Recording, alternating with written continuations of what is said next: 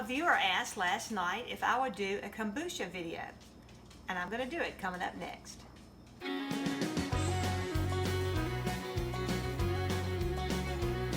Before we start making the kombucha tea, I want to go over with you a few things that you're going to need. Number one, you're going to need tea bags. I use Louisiana decaffeinated tea.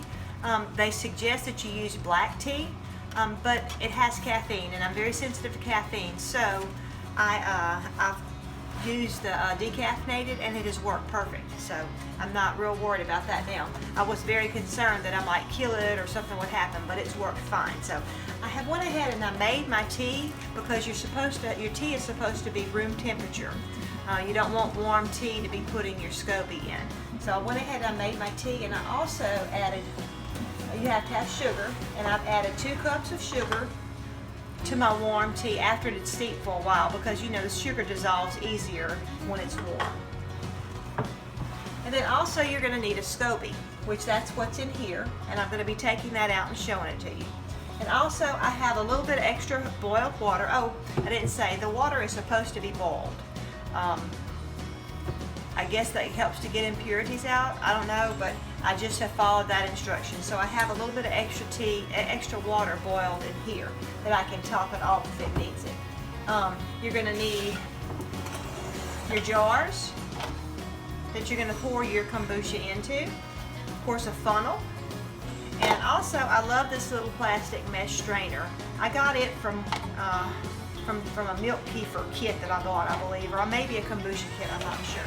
Also, Tommy's going to have the link put down there in the description to where I got my SCOBY from. I've been very pleased with this SCOBY. It has worked very well, and you'll see that in just a minute. So let's get going. All right, now it's time to make our kombucha. We have steeped it's really not a full gallon, because you have to leave room for your SCOBY to go in there. And if you're getting a new SCOBY, you'll be needing to pour a little bit of vinegar in here, or a little bit of the kombucha from this batch into here. So anyway, so this is ready to receive my SCOBY. You always use a wooden spoon, okay? So that's just, and I can't tell you why, but you're not supposed to use metal, you're supposed to use wood and plastic. So get these strained off. Put those over there. All right, of course, I have washed hands. My hands are clean. And my SCOBYs have been neglected. I didn't make kombucha for about a month or 2, and I just let it sit there, and it actually turned to vinegar. So my SCOBYs kept growing. So they're huge. They're not supposed to be this huge. I'm gonna set this in aside for a minute. I've got another one in here that they actually were together, and they ripped apart. They look rather gross, and I think I'm going to try and separate it, although it makes the kombucha tea rather quickly when I have so much in there, but I'm not going to keep this much in there. I think I'm just going to put this one in there. I really needed to make me a new one, but you can kind of see the layers in it, where it's made, and they've stuck together. But anyway, this is kind of gross, but this is what makes kombucha. And the one you'll get will look more like a pancake from the store. I'm not going to add any tea in here because I have such a large SCOBY. Okay, it'll get mixed up in there and everything. But I am going to top it off. My water is room temperature. I'm going to top it off like that. And this is just a coffee filter that I put over the top with a rubber band. You want to do this to keep any little bugs out or anything, and dust.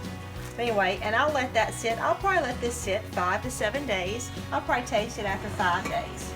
So now, and that'll make a new batch of tea for me.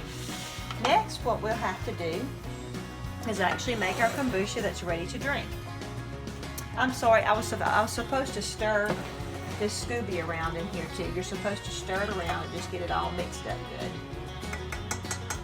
And remember, I had already added 2 cups of sugar to that, so that's why you didn't see that step. because I figured the video would take too long if I had to show boiling the tea. That tea was made this morning and let cool all day. So, okay. Oh, I did that wrong, didn't I? Okay. I'm talking and not paying attention to what I'm doing. That goes over there. Now, to make our tea,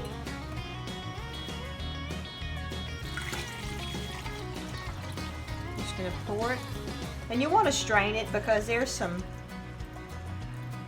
pieces of SCOBY and stuff in here that you won't want in your drink. And you can see it's already fizzy a little bit.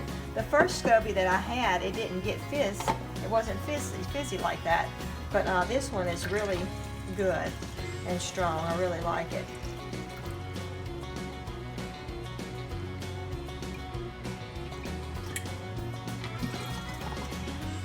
Has suction on it.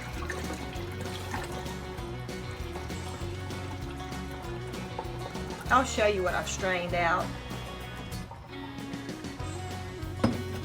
There's just kind of some yuckies like that. So, strain that out. You can also strain it out. I'm going to try and make this a little more even. After you put your fruit in it. I didn't say that as an ingredient because a lot of people drink kombucha plain. We actually like it. We like to put fruit in it. And I have my fruit here. And this is actually, they've been in the freezer. This is muscadines that I picked last week that I put in the freezer. And I don't know if somebody gave me the idea or if I thought of it. I think somebody gave me the idea of doing a muscadine kombucha. Yeah, somebody did. I forget who that was that said that. And I thought, I bet you that would taste good. So this is really a good handful of muscadines. And I probably will try and squish them a little bit after they've been in there a little while. And then this is blueberry. Blueberry is our favorite. So, and this was 2 handfuls of blueberries.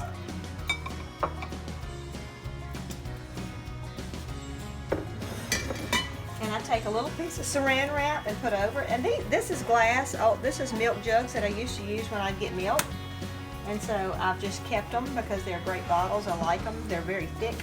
And I put a little saran wrap over there like that, where to keep the air out, and that way it will develop more fizz to it. I'll let this sit on the counter for 24 hours. And then that's when you would strain it to get the fruit out where you won't have fruit in your drink. I actually don't strain it. I'll leave the fruit in the drink. So anyway, but that's how I make kombucha. That's all there is to it. It's not hard at all. Just a few steps that you have to follow.